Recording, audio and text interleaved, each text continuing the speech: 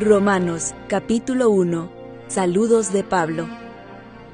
Yo, Pablo, esclavo de Cristo Jesús y elegido por Dios para ser apóstol y enviado a predicar su buena noticia, escribo esta carta. Dios prometió esa buena noticia hace tiempo por medio de sus profetas en las Sagradas Escrituras. La buena noticia trata de su Hijo. En su vida terrenal, Él fue descendiente del rey David y quedó demostrado que era el Hijo de Dios cuando fue resucitado de los muertos mediante el poder del Espíritu Santo. Él es Jesucristo nuestro Señor. Por medio de Cristo, Dios nos ha dado a nosotros como apóstoles el privilegio y la autoridad de anunciar por todas partes a los gentiles lo que Dios ha hecho por ellos, a fin de que crean en Él y lo obedezcan, lo cual dará gloria a su nombre. Ustedes están incluidos entre los gentiles que fueron llamados a pertenecer a Jesucristo. Les escribo a todos ustedes, los amados de Dios que están en Roma y son llamados a ser su pueblo santo. Que Dios nuestro Padre y el Señor Jesucristo les den gracia y paz. La buena noticia de Dios. Ante todo les digo que, mediante Jesucristo, le doy gracias a mi Dios por todos ustedes, porque en todas partes del mundo se habla de la fe que tienen en Él. Dios sabe cuántas veces los recuerdo en mis oraciones. Día y noche hago mención de ustedes y sus necesidades delante de Dios, a quien sirvo con todo mi corazón, anunciando la buena noticia acerca de su Hijo. Algo que siempre pido en oración es que, Dios mediante, se presente la oportunidad de ir por fin a verlos, pues tengo muchos deseos de visitarlos para llevarles algún don espiritual que los ayude a crecer firmes en el Señor.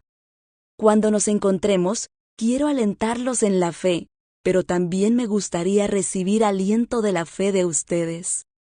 Quiero que sepan, amados hermanos, que me propuse muchas veces ir a visitarlos, pero, hasta el momento, me vi impedido. Mi deseo es trabajar entre ustedes y ver frutos espirituales tal como he visto entre otros gentiles. Pues siento una gran obligación tanto con los habitantes del mundo civilizado como con los del resto del mundo, con los instruidos y los incultos por igual. Así que estoy ansioso por visitarlos también a ustedes, que están en Roma, para predicarles la buena noticia. Pues no me avergüenzo de la buena noticia acerca de Cristo, porque es poder de Dios en acción para salvar a todos los que creen, a los judíos primero y también a los gentiles. Esa buena noticia nos revela cómo Dios nos hace justos ante sus ojos, lo cual se logra del principio al fin por medio de la fe. Como dicen las Escrituras, es por medio de la fe que el justo tiene vida. La ira de Dios contra el pecado. Pero Dios muestra su ira desde el cielo contra todos los que son pecadores y perversos, que detienen la verdad con su perversión. Ellos conocen la verdad acerca de Dios, porque Él se la ha hecho evidente. Pues, desde la creación del mundo, todos han visto los cielos y la tierra. Por medio de todo lo que Dios hizo, ellos pueden ver a simple vista las cualidades invisibles de Dios, su poder eterno y su naturaleza divina. Así que no tienen ninguna excusa para no conocer a Dios. Es cierto, ellos conocieron a Dios, pero no quisieron adorarlo como Dios, ni darle gracias. En cambio, comenzaron a inventar ideas necias sobre Dios. Como resultado, la mente les quedó en oscuridad y confusión. Afirmaban ser sabios, pero se convirtieron en completos necios. Y, en lugar de adorar al Dios inmortal y glorioso, rindieron culto a ídolos que ellos mismos se hicieron con forma de simples mortales, de aves, de animales de 4 patas y de reptiles. Entonces Dios los abandonó para que hicieran todas las cosas vergonzosas que deseaban en su corazón. Como resultado, usaron sus cuerpos para hacerse cosas viles y degradantes entre sí. Cambiaron la verdad acerca de Dios por una mentira, y así rindieron culto y sirvieron a las cosas que Dios creó, pero no al Creador mismo, quien es digno de eterna alabanza. Amén. Por esa razón, Dios los abandonó a sus pasiones vergonzosas. Aún las mujeres se rebelaron contra la forma natural de tener relaciones sexuales y, en cambio, dieron rienda suelta al sexo unas con otras. Los hombres, por su parte, en lugar de tener relaciones sexuales normales con la mujer, ardieron en pasiones unos con otros. Los hombres hicieron cosas vergonzosas con otros hombres y, como consecuencia de ese pecado, sufrieron dentro de sí el castigo que merecían. Por pensar que era una tontería reconocer a Dios, Él los abandonó a sus tontos razonamientos y dejó que hicieran cosas que jamás deberían hacerse. Se llenaron de toda clase de perversiones, pecados, avaricia, odio, envidia, homicidios, peleas, engaños, conductas maliciosas y chismes. Son traidores, insolentes, arrogantes, fanfarrones y gente que odia a Dios. Inventan nuevas formas de pecar y desobedecen a sus padres. No quieren entrar en razón, no cumplen lo que prometen, son crueles y no tienen compasión. Saben bien que la justicia de Dios exige que los que hacen esas cosas merecen morir, pero ellos igual las hacen. Peor aún, incitan a otros a que también las hagan. Romanos capítulo 2. Juicio de Dios contra el pecado. Tal vez crees que puedes condenar a tales individuos, pero tu maldad es igual que la de ellos, y no tienes ninguna excusa. Cuando dices que son perversos y merecen ser castigados, te condenas a ti mismo porque tú, que juzgas a otros, también practicas las mismas cosas, y sabemos que Dios, en su justicia, castigará a todos los que hacen tales cosas. Y tú, que juzgas a otros por hacer esas cosas, ¿cómo crees que podrás evitar el juicio de Dios cuando tú haces lo mismo? ¿No te das cuenta de lo bondadoso, tolerante y paciente que es Dios contigo? ¿Acaso eso no significa nada para ti? ¿No ves que la bondad de Dios es para guiarte a que te arrepientas y abandones tu pecado? Pero eres terco y te niegas a arrepentirte y abandonar tu pecado. Por eso vas acumulando un castigo terrible para ti mismo, pues se acerca el día de la ira, en el cual se manifestará el justo juicio de Dios. Él juzgará a cada uno según lo que haya hecho. Dará vida eterna a los que siguen haciendo el bien, pues de esa manera demuestran que buscan la gloria, el honor y la inmortalidad que Dios ofrece. Pero derramará su ira y enojo sobre los que viven para sí mismos, los que se niegan a obedecer la verdad y, en cambio, viven entregados a la maldad. Habrá aflicción y angustia para todos los que siguen haciendo lo malo, para los judíos primero y también para los gentiles. Pero habrá gloria, honra y paz de parte de Dios para todos los que hacen lo bueno, para los judíos primero y también para los gentiles, pues Dios no muestra favoritismo. Los gentiles serán destruidos por el hecho de pecar, aunque nunca tuvieron la ley escrita de Dios. Y los judíos, quienes sí tienen la ley de Dios, serán juzgados por esa ley porque no la obedecen, pues el simple acto de escuchar la ley no nos hace justos ante Dios. Es obedecer la ley lo que nos hace justos ante sus ojos. Aún los gentiles, quienes no cuentan con la ley escrita de Dios, muestran que conocen esa ley cuando, por instinto, la obedecen aunque nunca la hayan oído.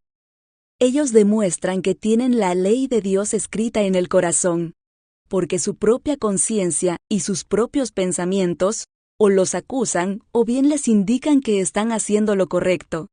Y el mensaje que proclamo es que se acerca el día en que Dios juzgará, por medio de Cristo Jesús, la vida secreta de cada uno. Los judíos y la ley. Tú, que te llamas judío, confías en la ley de Dios y te jactas de tu relación especial con Él. Tú sabes lo que a Él le agrada. Sabes bien qué es lo correcto, porque se te ha enseñado su ley. Estás convencido de que eres guía para los ciegos y luz para los que andan perdidos en la oscuridad. Piensas que puedes instruir al ignorante y enseñar a los niños los caminos de Dios, pues estás seguro de que la ley de Dios te da pleno conocimiento y toda la verdad. Ahora bien, si tú enseñas a otros, ¿por qué no te enseñas a ti mismo? Predicas a otros que no se debe robar, ¿pero tú robas? Dices que está mal cometer adulterio, ¿pero tú cometes adulterio? Condenas la idolatría, ¿pero tú usas objetos robados de los templos paganos? Te sientes muy orgulloso de conocer la ley, pero deshonras a Dios al quebrantarla. No es extraño que las Escrituras digan: los gentiles blasfeman el nombre de Dios por causa de ustedes. La ceremonia judía de la circuncisión solo tiene valor si obedeces la ley de Dios. Pero si no obedeces la ley de Dios, no estás en mejor condición que un gentil incircunciso. Y si los gentiles obedecen la ley de Dios, ¿acaso Él no los considerará su propio pueblo? De hecho, los gentiles incircuncisos que cumplen la ley de Dios los condenarán a ustedes, judíos, que están circuncidados y tienen la ley de Dios pero no la obedecen.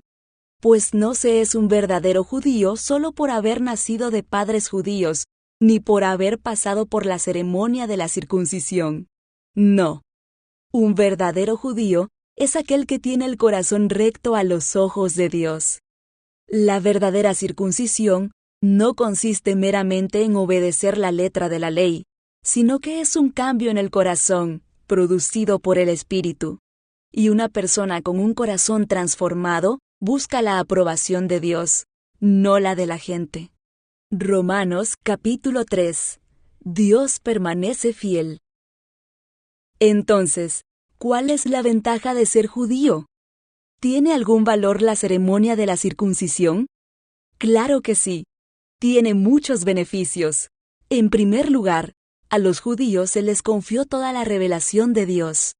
Es cierto, algunos de ellos fueron infieles.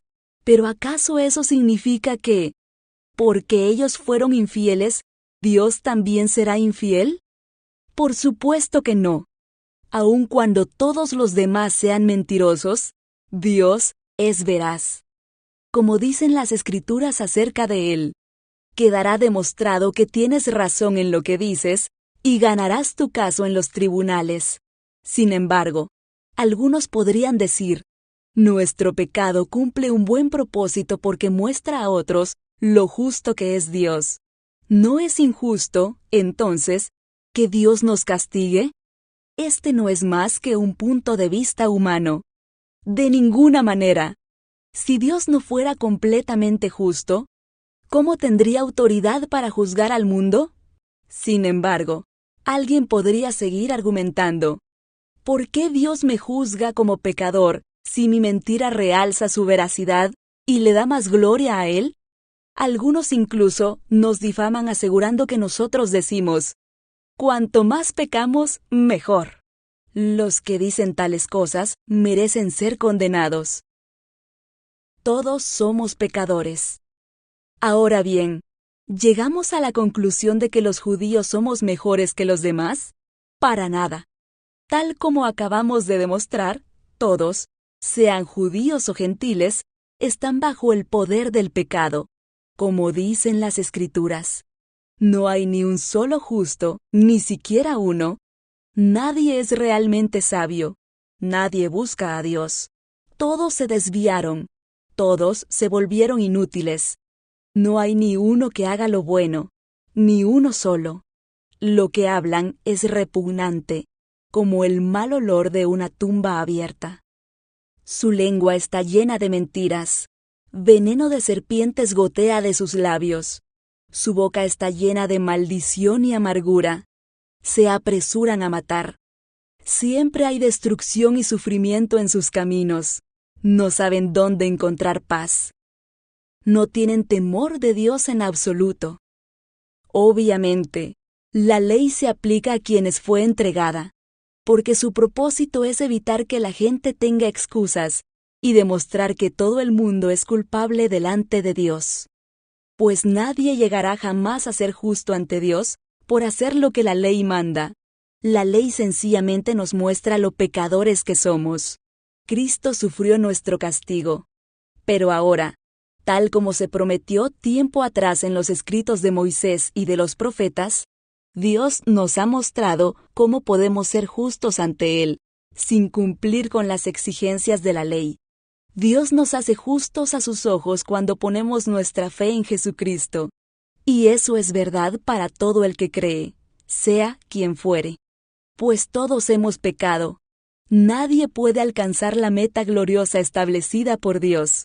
Sin embargo, en su gracia, Dios gratuitamente nos hace justos a sus ojos por medio de Cristo Jesús, quien nos liberó del castigo de nuestros pecados. Pues Dios ofreció a Jesús como el sacrificio por el pecado. Las personas son declaradas justas a los ojos de Dios cuando creen que Jesús sacrificó su vida al derramar su sangre. Ese sacrificio muestra que Dios actuó con justicia cuando se contuvo y no castigó a los que pecaron en el pasado, porque miraba hacia el futuro y de ese modo los incluiría en lo que llevaría a cabo en el tiempo presente. Dios hizo todo eso para demostrar su justicia, porque Él mismo es justo e imparcial. Y a los pecadores los hace justos a sus ojos cuando creen en Jesús. ¿Podemos, entonces, jactarnos de haber hecho algo para que Dios nos acepte? No, porque nuestra libertad de culpa y cargo no se basa en la obediencia a la ley. Está basada en la fe. Así que somos hechos justos a los ojos de Dios por medio de la fe y no por obedecer la ley. Después de todo, ¿acaso Dios es solo el Dios de los judíos? ¿No es también el Dios de los gentiles? Claro que sí. Hay solo un Dios, y Él hace justas a las personas, tanto a los judíos como a los gentiles, únicamente por medio de la fe. Entonces, si hacemos énfasis en la fe, ¿eso significa que podemos olvidarnos de la ley? Por supuesto que no.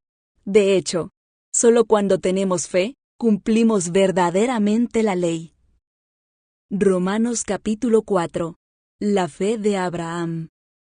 Humanamente hablando, Abraham fue el fundador de nuestra nación judía. ¿Qué descubrió él acerca de llegar a ser justo ante Dios? Que si sus buenas acciones le hubieran servido para que Dios lo aceptara, habría tenido de qué jactarse.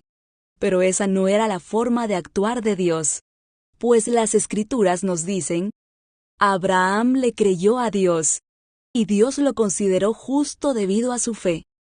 Cuando la gente trabaja, el salario que recibe no es un regalo, sino algo que se ha ganado.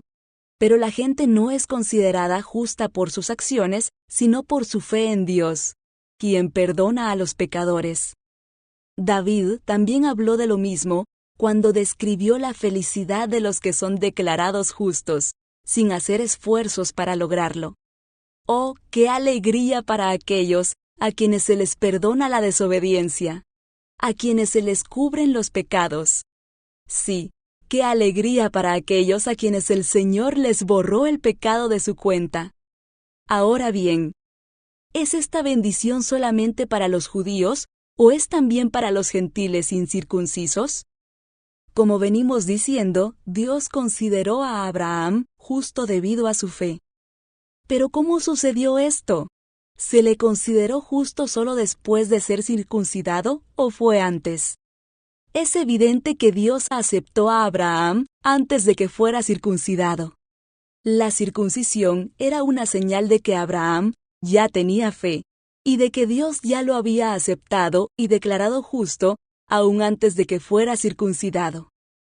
Por lo tanto, Abraham es el padre espiritual de los que tienen fe, pero no han sido circuncidados. A ellos se les considera justos debido a su fe.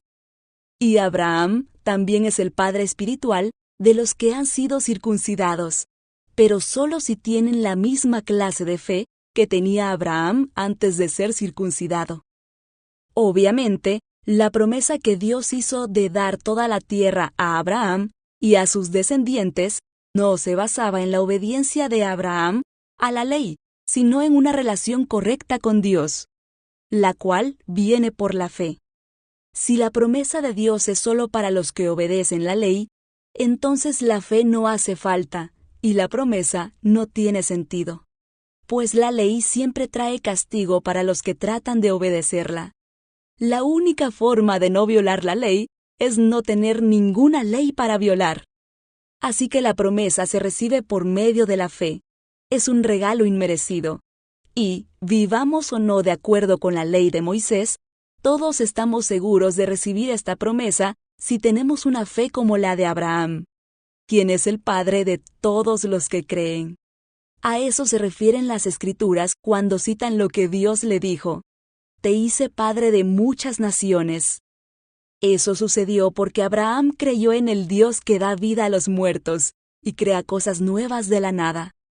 Aun cuando no había motivos para tener esperanza, Abraham siguió teniendo esperanza porque había creído en que llegaría a ser el padre de muchas naciones, pues Dios le había dicho: «Esa es la cantidad de descendientes que tendrás». Y la fe de Abraham no se debilitó, a pesar de que él reconocía que, por tener unos 100 años de edad, su cuerpo ya estaba muy anciano para tener hijos, igual que el vientre de Sara. Abraham siempre creyó la promesa de Dios sin vacilar. De hecho, su fe se fortaleció aún más y así le dio gloria a Dios. Abraham estaba plenamente convencido de que Dios es poderoso para cumplir todo lo que promete. Y, debido a su fe, Dios lo consideró justo. Y el hecho de que Dios lo considerara justo no fue solo para beneficio de Abraham, sino que quedó escrito también para nuestro beneficio, porque nos asegura que Dios nos considerará justos a nosotros también si creemos en Él, quien levantó de los muertos a Jesús nuestro Señor. Él fue entregado a la muerte por causa de nuestros pecados, y resucitado para hacernos justos a los ojos de Dios. Romanos capítulo 5. La fe produce alegría. Por lo tanto, ya que fuimos hechos justos a los ojos de Dios por medio de la fe, tenemos paz con Dios gracias a lo que Jesucristo nuestro Señor hizo por nosotros. Debido a nuestra fe, Cristo nos hizo entrar en este lugar de privilegio inmerecido, en el cual ahora permanecemos, y esperamos con confianza y alegría participar de la gloria de Dios.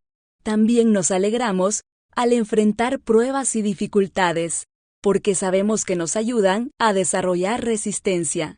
Y la resistencia desarrolla firmeza de carácter, y el carácter fortalece nuestra esperanza segura de salvación. Y esa esperanza no acabará en desilusión, pues sabemos con cuánta ternura nos ama Dios, porque nos ha dado el Espíritu Santo para llenar nuestro corazón con su amor. Cuando éramos totalmente incapaces de salvarnos, Cristo vino en el momento preciso y murió por nosotros, pecadores.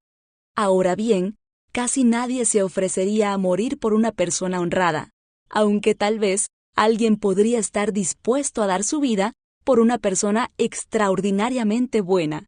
Pero Dios mostró el gran amor que nos tiene al enviar a Cristo a morir por nosotros cuando todavía éramos pecadores. Entonces, ya que hemos sido hechos justos a los ojos de Dios por la sangre de Cristo, con toda seguridad, Él nos salvará de la condenación de Dios. Pues, como nuestra amistad con Dios quedó restablecida por la muerte de su Hijo, cuando todavía éramos sus enemigos, con toda seguridad seremos salvos por la vida de su Hijo.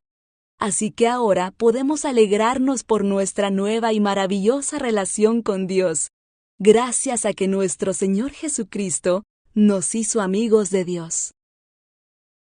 Comparación entre Adán y Cristo. Cuando Adán pecó, el pecado entró en el mundo. El pecado de Adán introdujo la muerte, de modo que la muerte se extendió a todos, porque todos pecaron. Es cierto, la gente ya pecaba aún antes de que se entregara la ley, pero no se le tomaba en cuenta como pecado, porque todavía no existía ninguna ley para violar. Sin embargo, desde los tiempos de Adán hasta los de Moisés, todos murieron, incluso los que no desobedecieron un mandamiento explícito de Dios como lo hizo Adán. Ahora bien, Adán es un símbolo, una representación de Cristo, quien aún tenía que venir. Pero hay una gran diferencia entre el pecado de Adán y el regalo del favor inmerecido de Dios.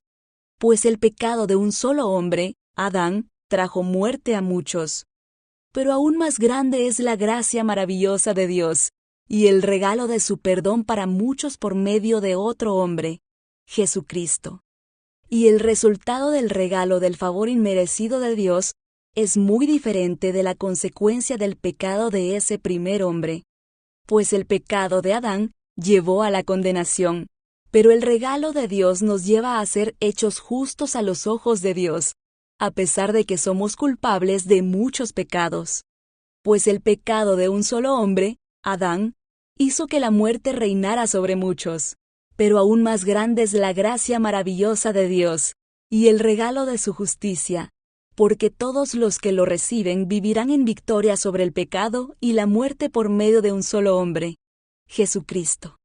Así es, un solo pecado de Adán trae condenación para todos, pero un solo acto de justicia de Cristo trae una relación correcta con Dios y vida nueva para todos. Por uno solo que desobedeció a Dios, muchos pasaron a ser pecadores, pero por uno solo que obedeció a Dios, muchos serán declarados justos. La ley de Dios fue entregada para que toda la gente se diera cuenta de la magnitud de su pecado. Pero mientras más pecaba la gente, más abundaba la gracia maravillosa de Dios.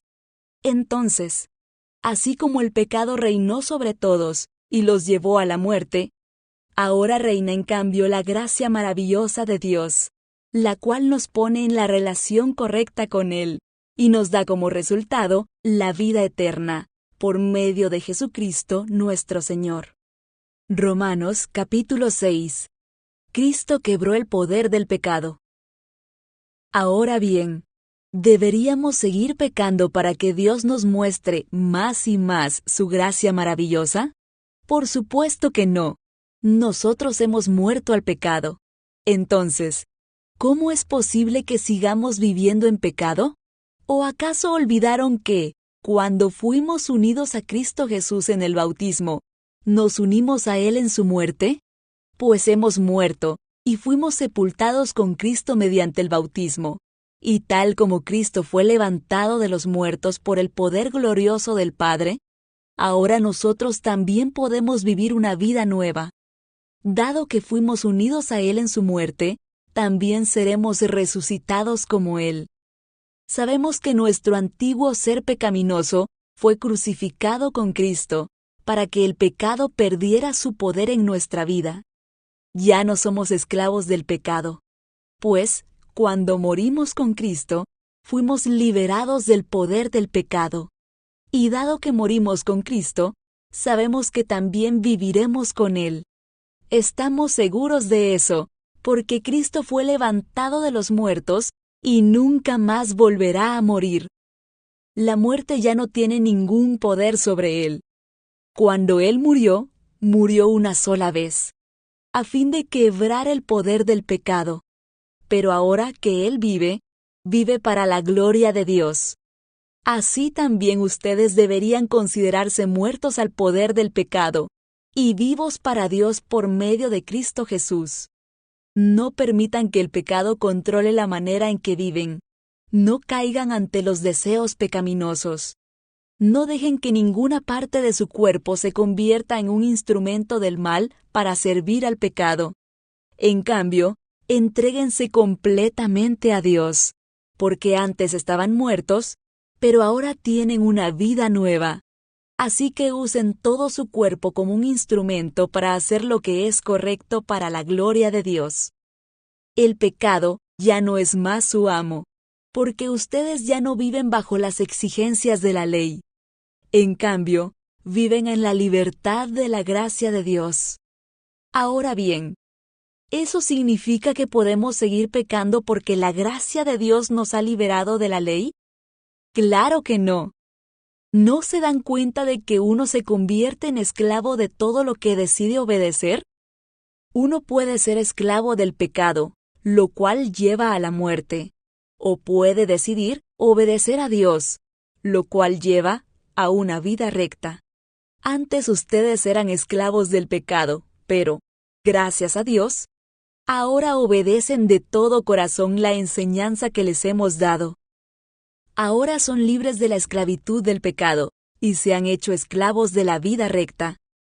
Uso la ilustración de la esclavitud para ayudarlos a entender todo esto, porque la naturaleza humana de ustedes es débil.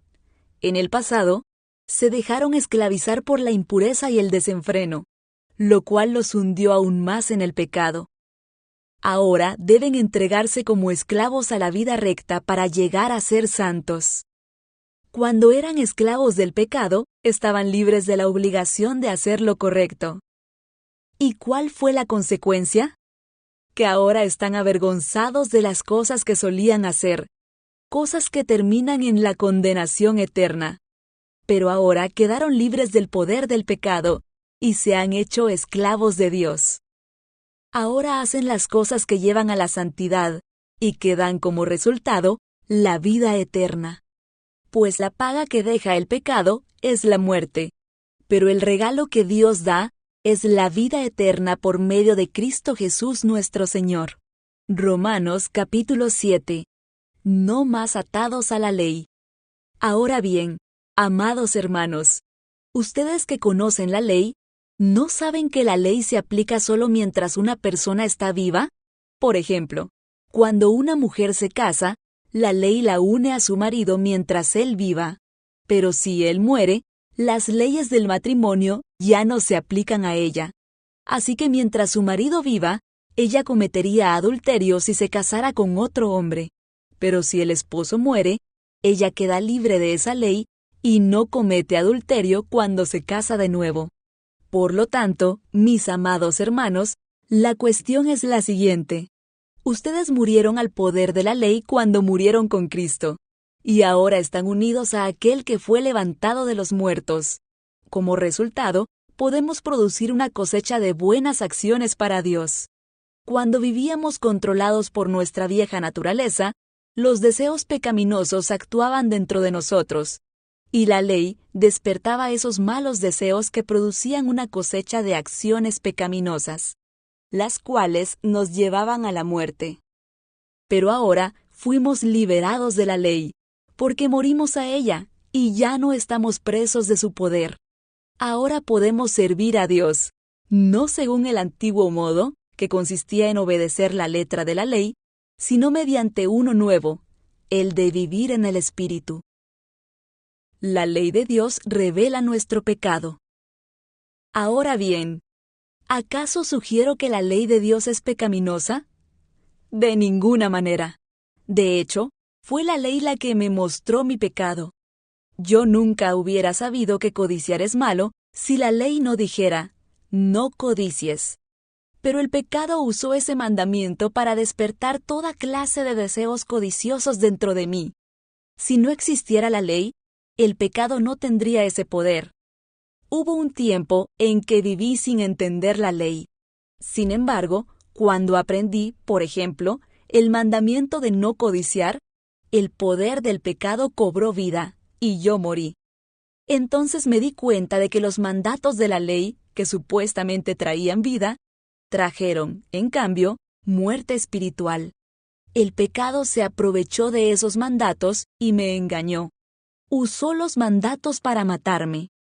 Sin embargo, la ley en sí misma es santa, y sus mandatos son santos, rectos y buenos. Pero ¿cómo puede ser? ¿Acaso la ley que es buena provocó mi muerte? Por supuesto que no. El pecado usó lo que era bueno a fin de lograr mi condena de muerte. Por eso, podemos ver qué terrible es el pecado. Se vale de los buenos mandatos de Dios para lograr sus propios fines malvados. La lucha contra el pecado. Por lo tanto, El problema no es con la ley, porque la ley es buena y espiritual. El problema está en mí, porque soy demasiado humano, un esclavo del pecado. Realmente no me entiendo a mí mismo, porque quiero hacer lo que es correcto, pero no lo hago.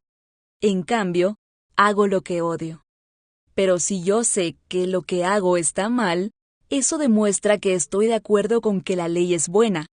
Entonces no soy yo el que hace lo que está mal, sino el pecado que vive en mí. Yo sé que en mí, es decir, en mi naturaleza pecaminosa, no existe nada bueno. Quiero hacer lo que es correcto, pero no puedo. Quiero hacer lo que es bueno, pero no lo hago. No quiero hacer lo que está mal, pero igual lo hago. Ahora, si hago lo que no quiero hacer, realmente no soy yo el que hace lo que está mal, sino el pecado que vive en mí. He descubierto el siguiente principio de vida, que cuando quiero hacer lo que es correcto, no puedo evitar hacer lo que está mal. Amo la ley de Dios con todo mi corazón, pero hay otro poder dentro de mí que está en guerra con mi mente.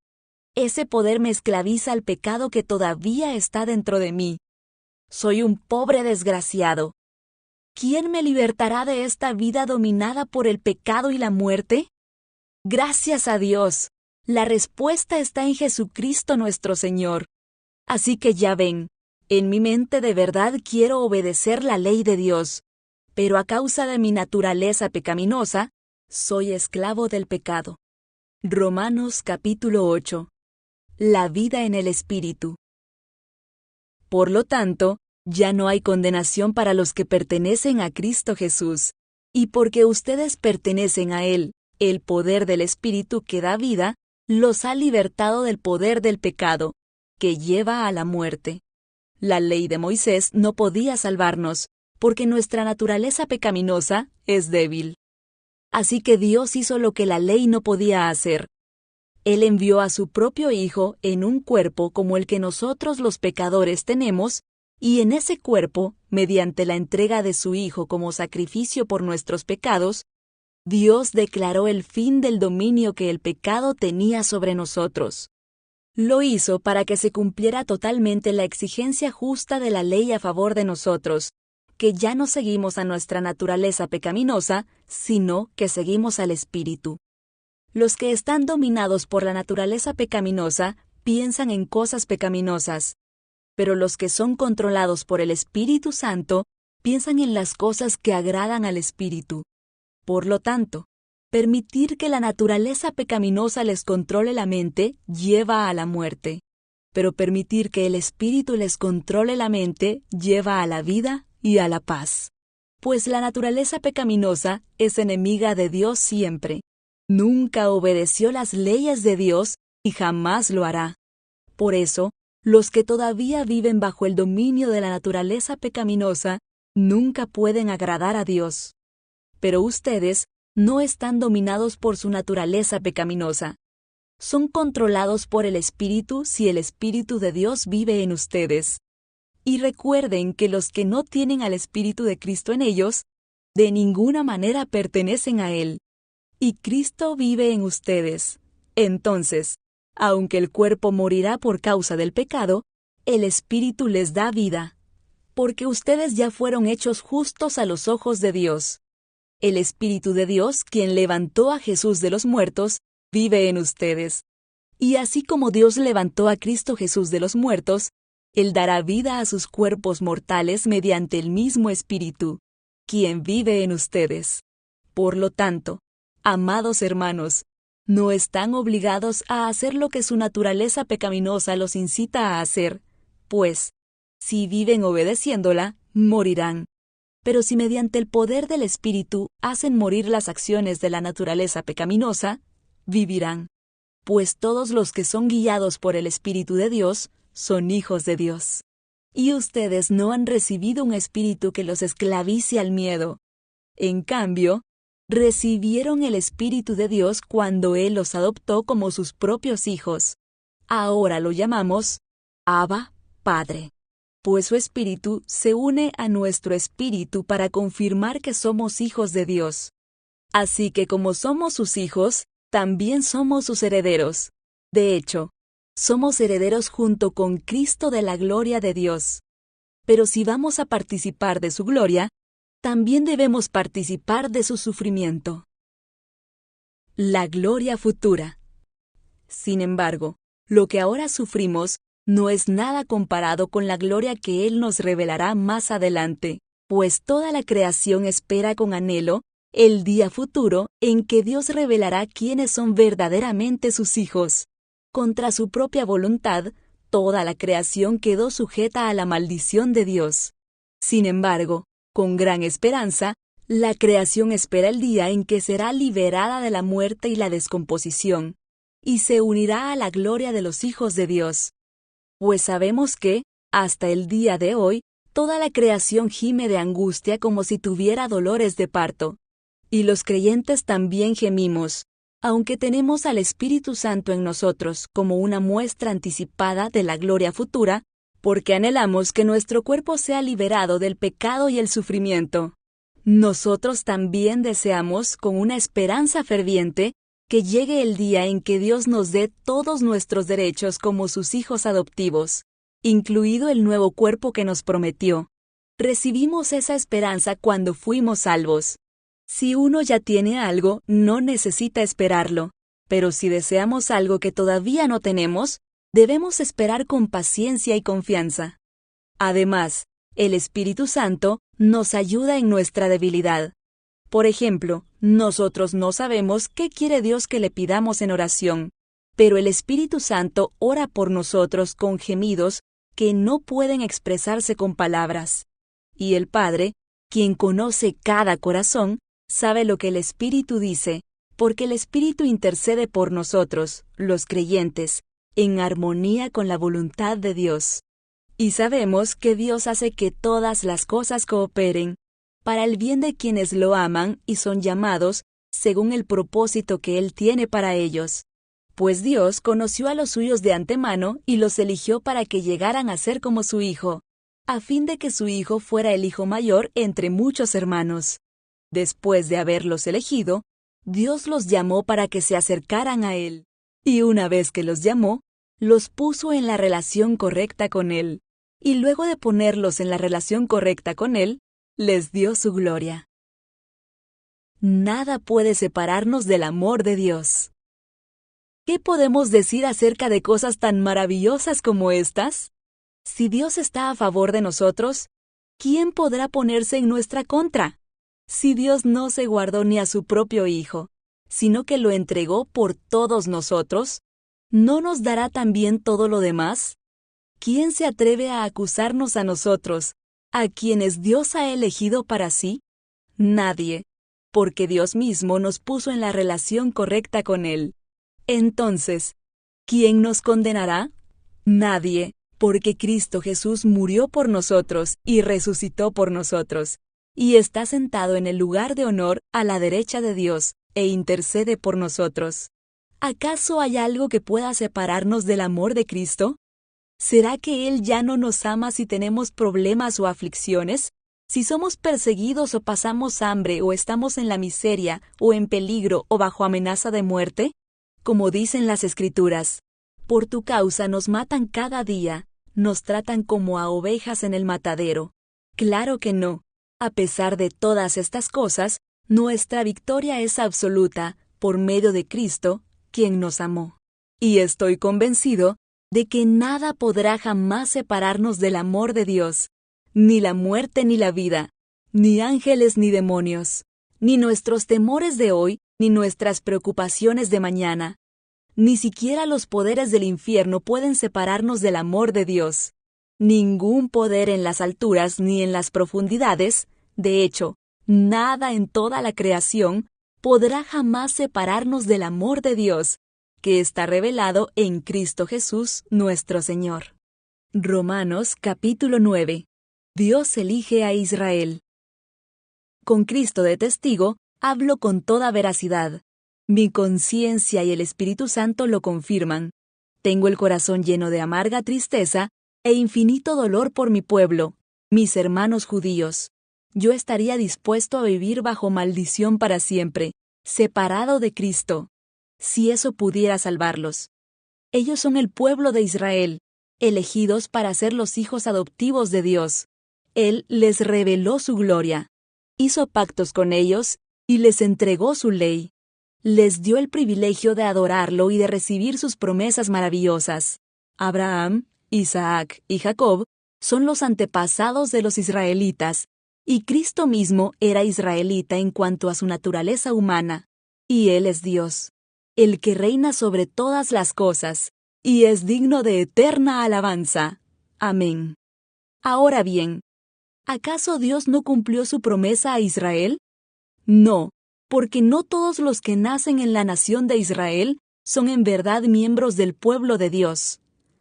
Ser descendientes de Abraham no los hace verdaderos hijos de Abraham, pues las Escrituras dicen, Isaac es el hijo mediante el cual procederán sus descendientes, aunque Abraham también tuvo otros hijos.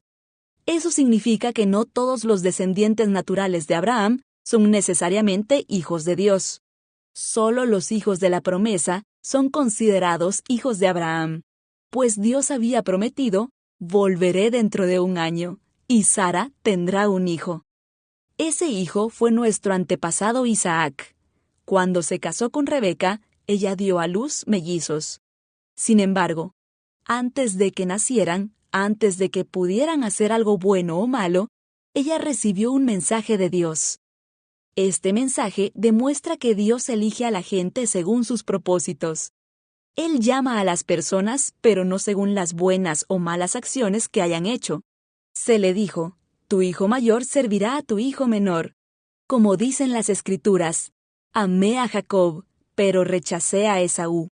¿Estamos diciendo, entonces, que Dios fue injusto? Por supuesto que no.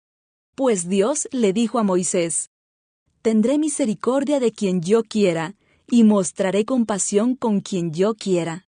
Por lo tanto, es Dios quien decide tener misericordia. No depende de nuestro deseo ni de nuestro esfuerzo. Pues las Escrituras cuentan que Dios le dijo al faraón, te he designado con el propósito específico de exhibir mi poder en ti y dar a conocer mi fama por toda la tierra. Así que, como ven, Dios decide tener misericordia de algunos, y también decide endurecer el corazón de otros para que se nieguen a escuchar. Ahora bien, ustedes podrían decir, ¿por qué Dios culpa a las personas por no responder? ¿Acaso no hicieron sencillamente lo que Él les exige que hagan? No, no digan eso. ¿Quién eres tú, simple ser humano, para discutir con Dios? ¿Acaso el objeto creado puede preguntarle a su creador, ¿por qué me has hecho así?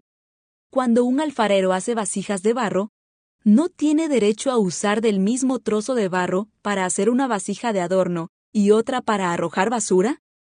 De la misma manera, aunque Dios tiene el derecho de mostrar su enojo y su poder, Él es muy paciente con aquellos que son objeto de su enojo, los que están destinados para destrucción. Lo hace para que las riquezas de su gloria brillen con más intensidad sobre aquellos a quienes les tiene misericordia, los que preparó de antemano para gloria. Y nosotros estamos entre los que Él eligió, ya sea del grupo de los judíos o de los gentiles.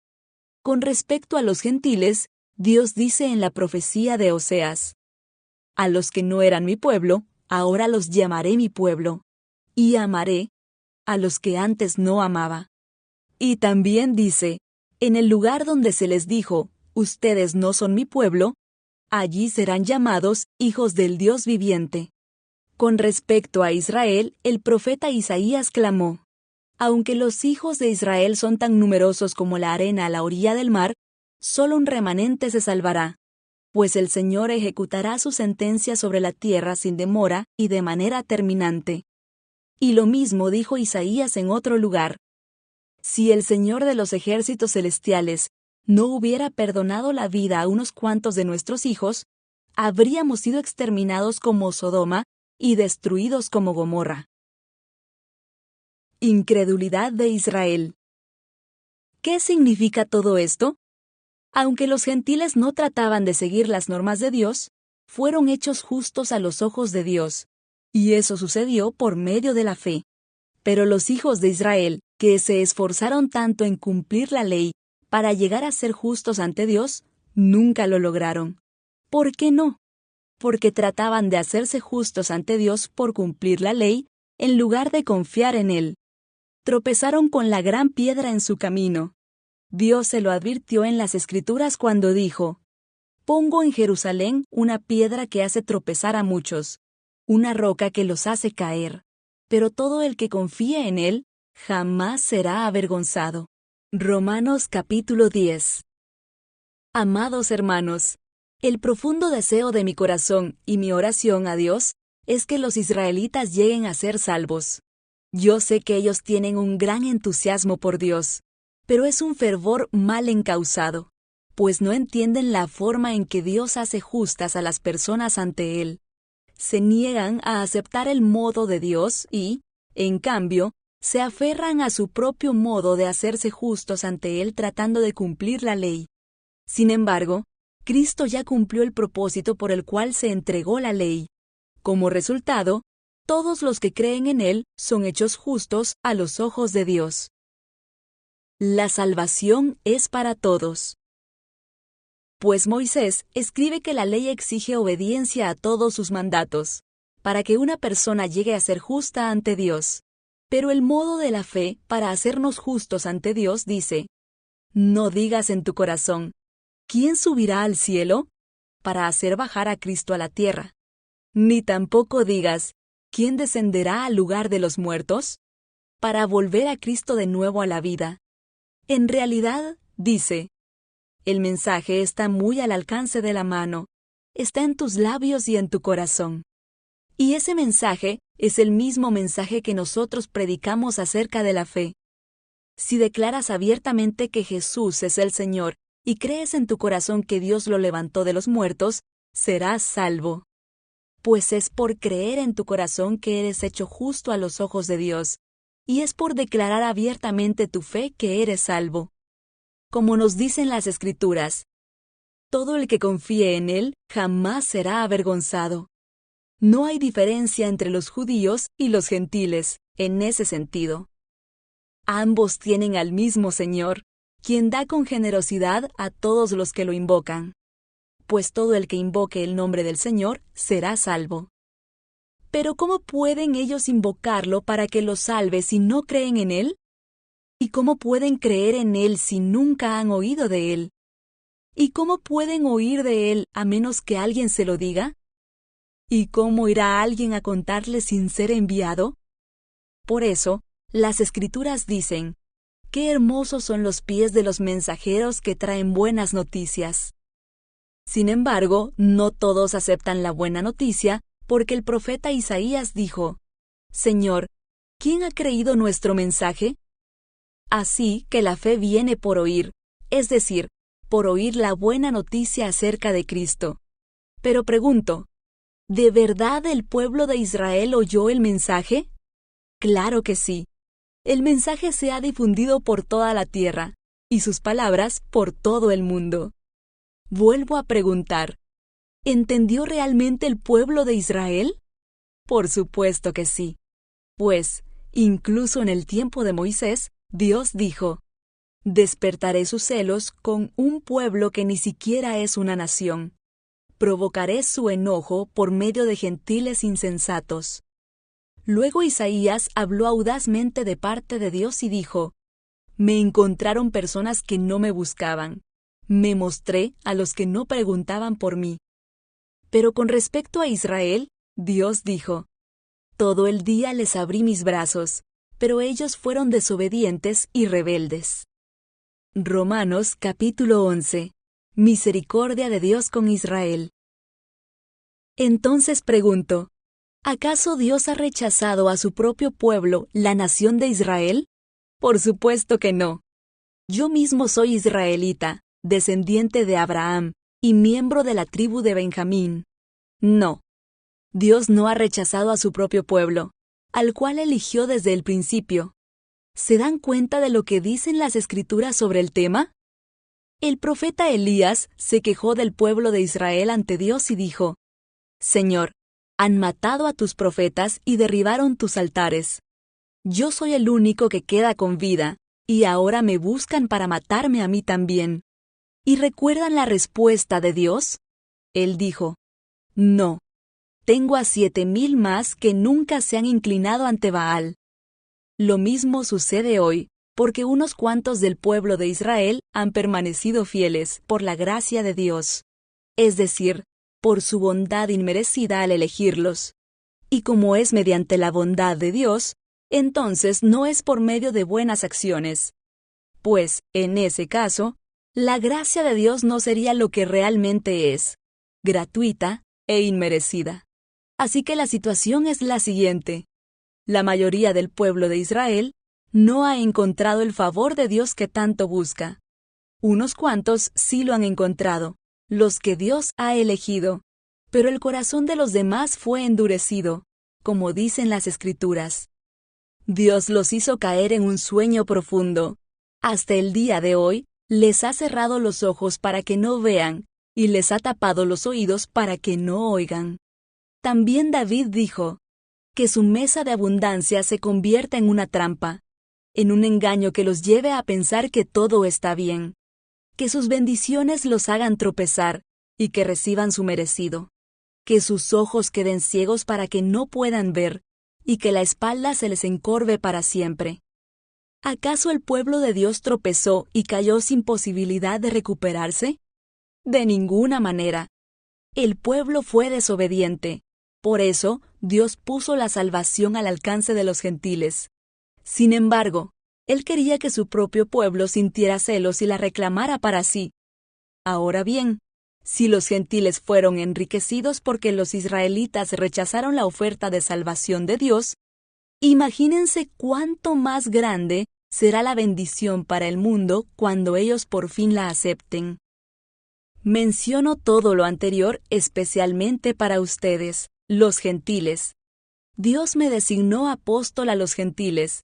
Pongo énfasis en esto porque, de alguna manera, quiero hacer que los hijos de Israel sientan celos de lo que tienen ustedes, los gentiles, y entonces yo pueda salvar a algunos de ellos. Pues, si el rechazo de ellos hizo que Dios ofreciera la salvación al resto del mundo, la aceptación de ellos será algo aún más maravilloso. Será vida para los que estaban muertos. Y dado que Abraham y los otros patriarcas fueron santos, sus descendientes también serán santos.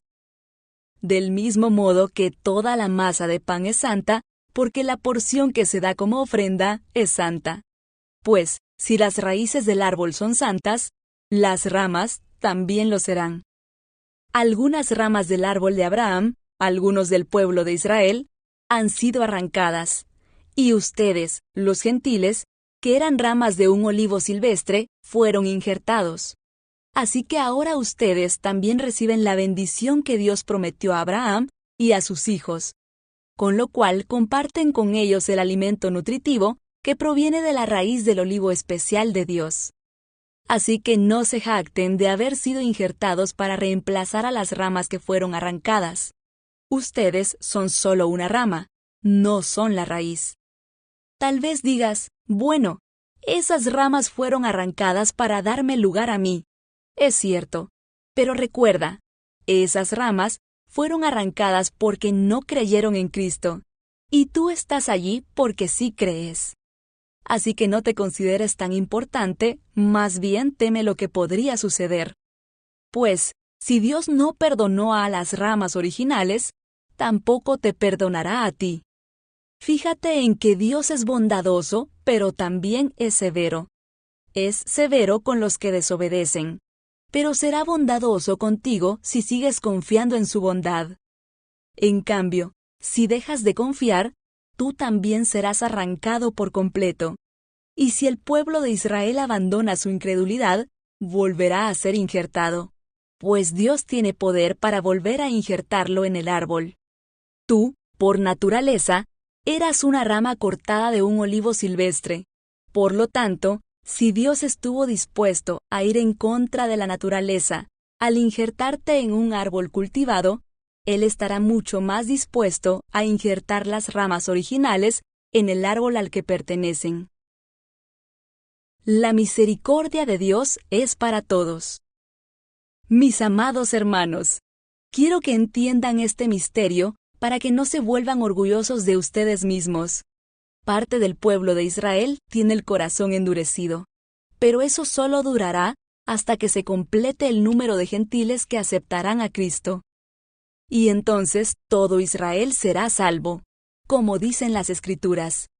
El que rescata vendrá de Jerusalén y apartará a Israel de la maldad. Y mi pacto con ellos es que quitaré sus pecados. Muchos del pueblo de Israel ahora son enemigos de la buena noticia, y eso los beneficia a ustedes, los gentiles. Sin embargo, ellos todavía son el pueblo que Dios ama, porque Él eligió a los antepasados Abraham, Isaac y Jacob, pues los dones de Dios y su llamado son irrevocables. Ustedes, los gentiles, antes eran rebeldes contra Dios, pero cuando el pueblo de Israel se rebeló contra Él, Dios tuvo misericordia de ustedes y no de ellos. Ahora ellos son los rebeldes y a ustedes Dios les mostró su misericordia para que ellos también participen de la misericordia de Dios. Pues Dios encarceló a todos en la desobediencia para poder tener misericordia de todos. ¡Qué grande es la riqueza, la sabiduría y el conocimiento de Dios! Es realmente imposible para nosotros entender sus decisiones y sus caminos. Pues, ¿quién puede conocer los pensamientos del Señor? ¿Quién sabe lo suficiente para aconsejarlo? ¿Y quién le ha entregado tanto para que Él tenga que devolvérselo? Pues todas las cosas provienen de Él, y existen por su poder y son para su gloria. A Él sea toda la gloria por siempre. Amén. Romanos capítulo 12. Sacrificio vivo para Dios. Por lo tanto, amados hermanos, les ruego que entreguen su cuerpo a Dios por todo lo que Él ha hecho a favor de ustedes. Que sea un sacrificio vivo y santo, la clase de sacrificio que a Él le agrada. Esa es la verdadera forma de adorarlo. No imiten las conductas ni las costumbres de este mundo. Más bien, dejen que Dios los transforme en personas nuevas al cambiarles la manera de pensar. Entonces, aprenderán a conocer la voluntad de Dios para ustedes, la cual es buena, agradable y perfecta. Basado en el privilegio y la autoridad que Dios me ha dado, le advierto a cada uno de ustedes lo siguiente. Ninguno se crea mejor de lo que realmente es. Sean realistas al evaluarse a ustedes mismos. Háganlo según la medida de fe que Dios les haya dado. Así como nuestro cuerpo tiene muchas partes y cada parte tiene una función específica, el cuerpo de Cristo también. Nosotros somos las diversas partes de un solo cuerpo y nos pertenecemos unos a otros. Dios, en su gracia, nos ha dado dones diferentes para hacer bien determinadas cosas. Por lo tanto, si Dios te dio la capacidad de profetizar, habla con toda la fe que Dios te haya concedido. Si tu don es servir a otros, sírvelos bien. Si eres maestro, enseña bien. Si tu don consiste en animar a otros, anímalos. Si tu don es dar, hazlo con generosidad. Si Dios te ha dado la capacidad de liderar, toma la responsabilidad en serio. Y si tienes el don de mostrar bondad a otros, hazlo con gusto. No finjan amar a los demás. Ámenlos de verdad. Aborrezcan lo malo, aférrense a lo bueno. Ámense unos a otros con un afecto genuino. Y deleítense al honrarse mutuamente. No sean nunca perezosos. Más bien, trabajen con esmero y sirvan al Señor con entusiasmo. Alégrense por la esperanza segura que tenemos. Tengan paciencia en las dificultades y sigan orando. Estén listos para ayudar a los hijos de Dios cuando pasen necesidad. Estén siempre dispuestos a brindar hospitalidad. Bendigan a quienes los persiguen.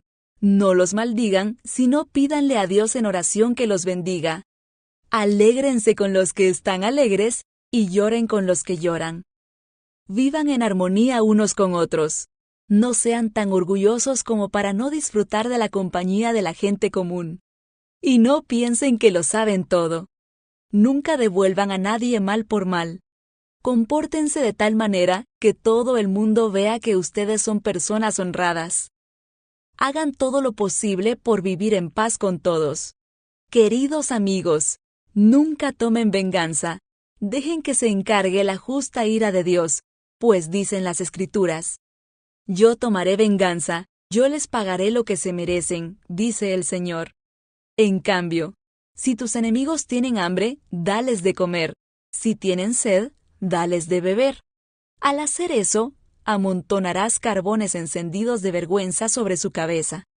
No dejen que el mal los venza. Más bien, venzan el mal haciendo el bien. Romanos capítulo 13.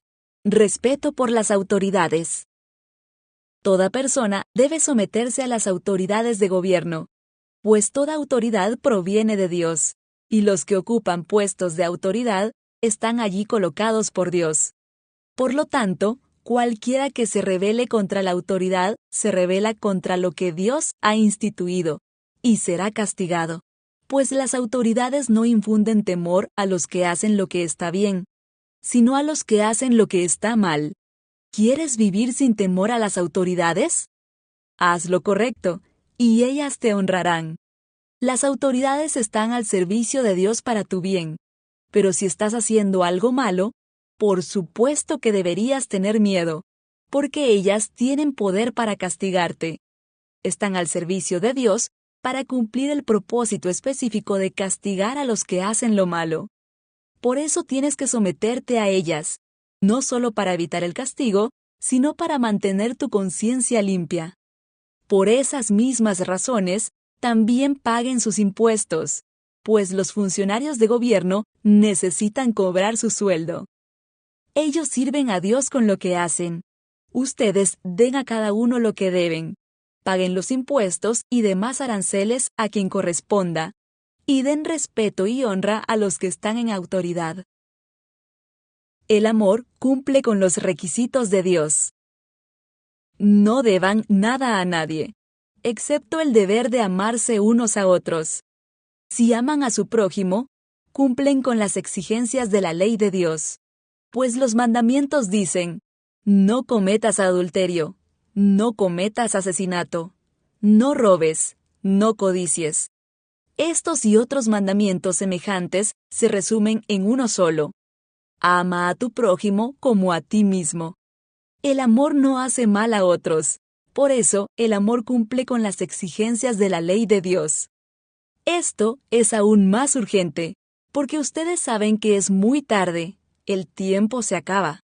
Despierten, porque nuestra salvación ahora está más cerca que cuando recién creímos. La noche ya casi llega a su fin. El día de la salvación amanecerá pronto. Por eso, dejen de lado sus actos oscuros como si se quitaran ropa sucia, y pónganse la armadura resplandeciente de la vida recta.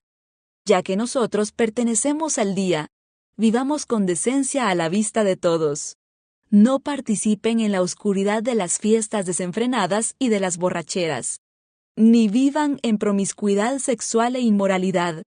Ni se metan en peleas, ni tengan envidia. Más bien, vístanse con la presencia del Señor Jesucristo, y no se permitan pensar en formas de complacer los malos deseos. Romanos capítulo 14. El peligro de juzgar. Acepten a los creyentes que son débiles en la fe, y no discutan acerca de lo que ellos consideran bueno o malo. Por ejemplo, un creyente piensa que está bien comer de todo, pero otro creyente, con una conciencia sensible, come solo verduras. Los que se sienten libres para comer de todo, no deben menospreciar a los que no sienten la misma libertad. Y los que no comen determinados alimentos, no deben juzgar a los que sí los comen, porque a esos hermanos Dios los ha aceptado. ¿Quién eres tú para juzgar a los sirvientes de otro?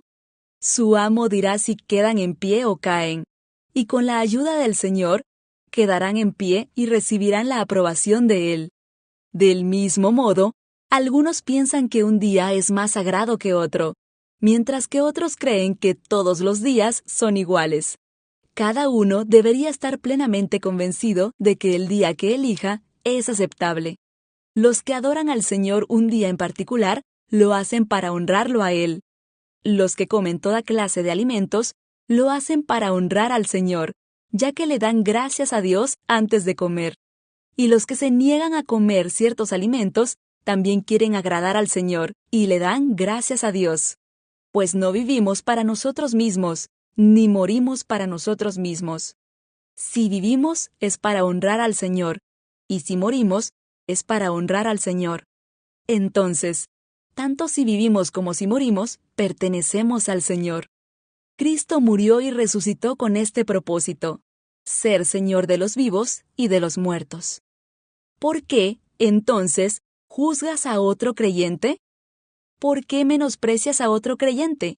Recuerda que todos estaremos delante del tribunal de Dios, pues dicen las Escrituras: tan cierto como que yo vivo, dice el Señor, toda rodilla se doblará ante mí, y toda lengua declarará lealtad a Dios.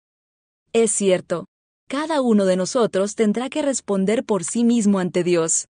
Así que dejemos de juzgarnos unos a otros. Por el contrario, propónganse vivir de tal manera que no causen tropiezo ni caída a otro creyente.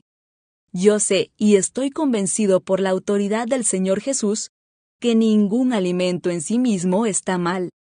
Pero si alguien piensa que está mal comerlo, entonces, para esa persona, está mal. Si otro creyente se angustia por lo que tú comes, entonces no actúas con amor si lo comes. No permitas que lo que tú comes destruya a alguien por quien Cristo murió. Entonces no serás criticado por hacer algo que tú crees que es bueno. Pues el reino de Dios no se trata de lo que comemos o bebemos, sino de llevar una vida de bondad, paz y alegría en el Espíritu Santo. Si tú sirves a Cristo con esa actitud, agradarás a Dios y también tendrás la aprobación de los demás. Por lo tanto, procuremos que haya armonía en la iglesia y tratemos de edificarnos unos a otros. No destruyas la obra de Dios a causa de lo que comes. Recuerda que todos los alimentos están permitidos. Lo malo es comer algo que haga tropezar a otro.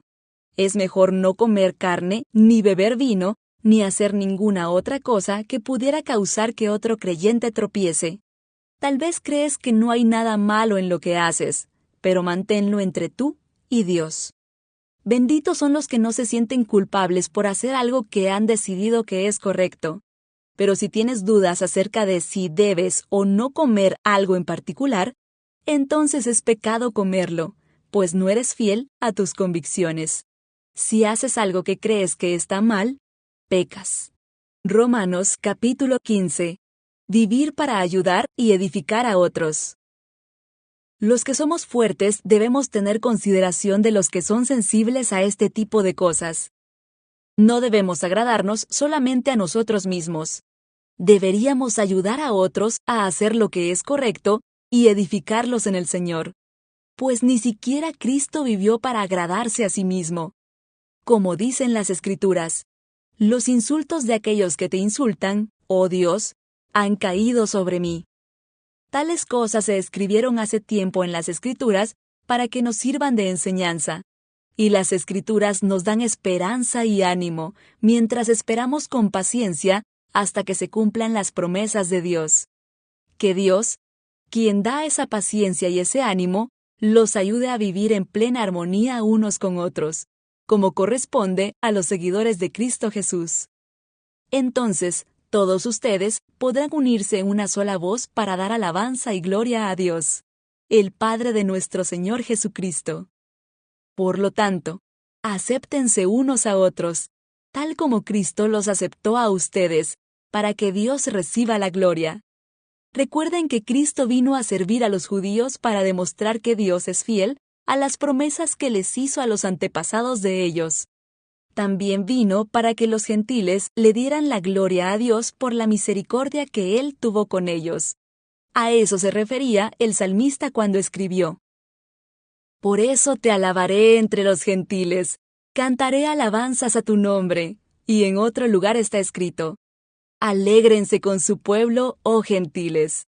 Y además, alaben al Señor todos ustedes, los gentiles.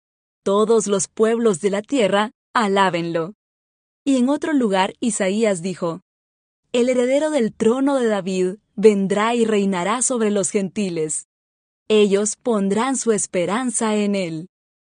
Le pido a Dios, fuente de esperanza, que los llene completamente de alegría y paz, porque confían en él. Entonces rebosarán de una esperanza segura mediante el poder del Espíritu Santo. Propósito de la carta. Mis amados hermanos, estoy plenamente convencido de que ustedes están llenos de bondad.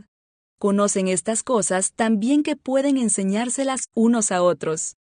Aún así, me atreví a escribirles sobre algunos de estos temas porque sé que lo único que necesitan es recordarlos. Pues, por la gracia de Dios, soy un mensajero especial de Cristo Jesús enviado a ustedes, los gentiles. Les transmito la buena noticia para presentarlos como una ofrenda aceptable a Dios, hecha santa por el Espíritu Santo. Así que tengo razón de estar entusiasmado por todo lo que Cristo Jesús ha hecho por medio de mí al servir a Dios. Sin embargo, no me atrevo a jactarme de nada, salvo de lo que Cristo ha hecho por medio de mí al llevar a los gentiles a Dios a través de mi mensaje, y de la manera en que he trabajado entre ellos. Los gentiles se convencieron por el poder de señales milagrosas y maravillas, y por el poder del Espíritu de Dios. De esa manera, presenté con toda plenitud la buena noticia de Cristo desde Jerusalén hasta llegar a la región del Ilírico.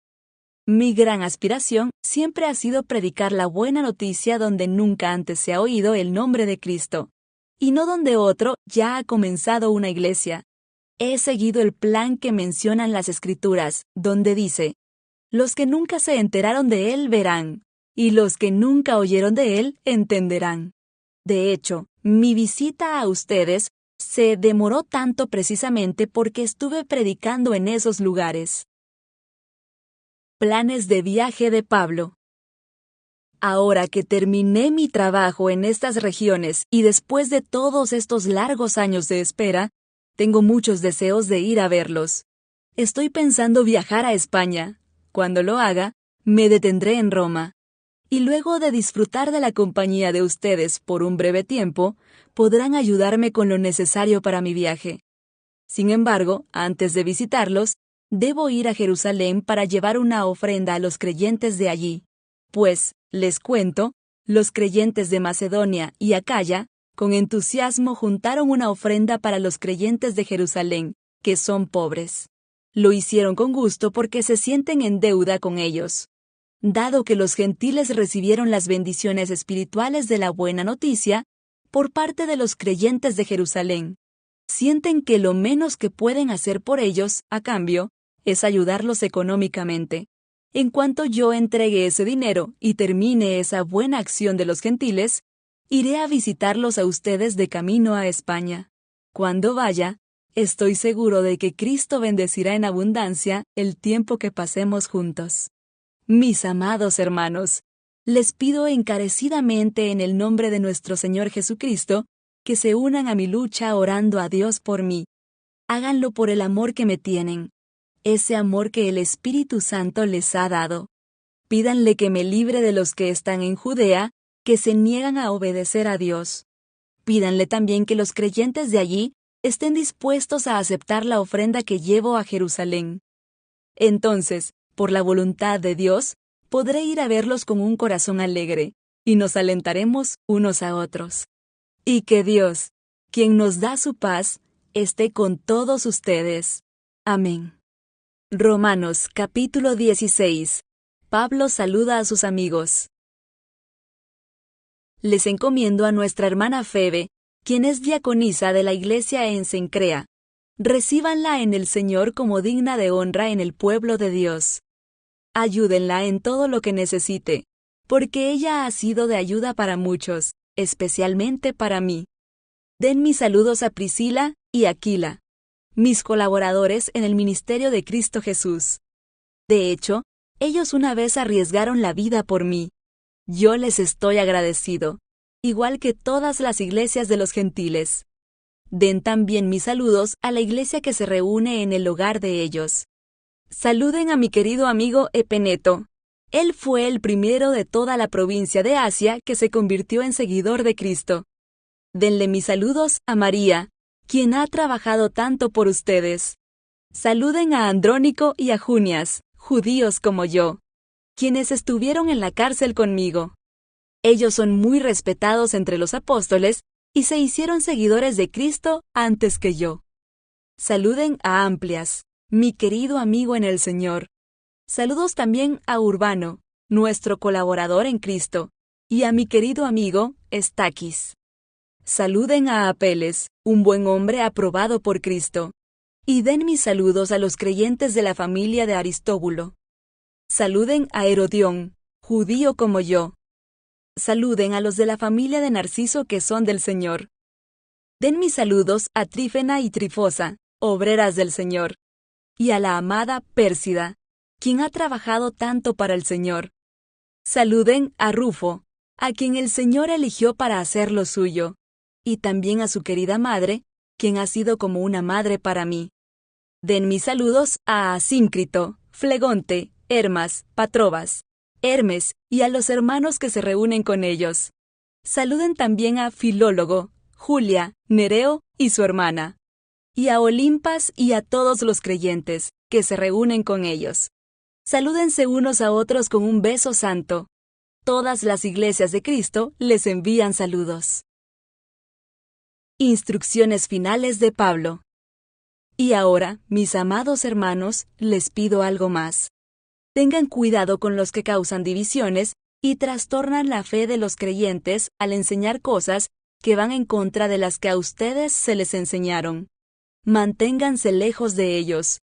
Tales personas no sirven a Cristo nuestro Señor, sirven a sus propios intereses. Con palabras suaves y halagos, engañan a la gente inocente. Pero todos saben que ustedes son obedientes al Señor. Eso me llena de alegría. Quiero que sean sabios para hacer lo que está bien y sigan siendo inocentes en cuanto a toda clase de mal. El Dios de paz pronto aplastará a Satanás bajo los pies de ustedes. Que la gracia de nuestro Señor Jesús sea con ustedes. Timoteo, mi compañero de trabajo, les manda saludos, igual que Lucio, Jasón y Sosípater, judíos como yo. Yo, Tercio, quien escribo esta carta de parte de Pablo, también les envío mis saludos como uno de los seguidores del Señor. Los saluda Gayo. Él es quien me hospeda y también recibe en su casa a toda la iglesia. Les envía saludos Erasto, el tesorero de la ciudad, y también el hermano Cuarto. Que toda la gloria sea para Dios, quien puede fortalecerlos tal como expresa la buena noticia. En ese mensaje acerca de Jesucristo se ha revelado su plan para ustedes, los gentiles, un plan que estuvo guardado en secreto desde el principio del tiempo. Pero ahora, tal como lo predijeron los profetas y el Dios eterno lo ha ordenado, ese mensaje se da a conocer a todos los gentiles en todas partes, para que ellos también puedan creer y obedecerlo a Él. Toda la gloria sea para el único sabio Dios eternamente por medio de Jesucristo,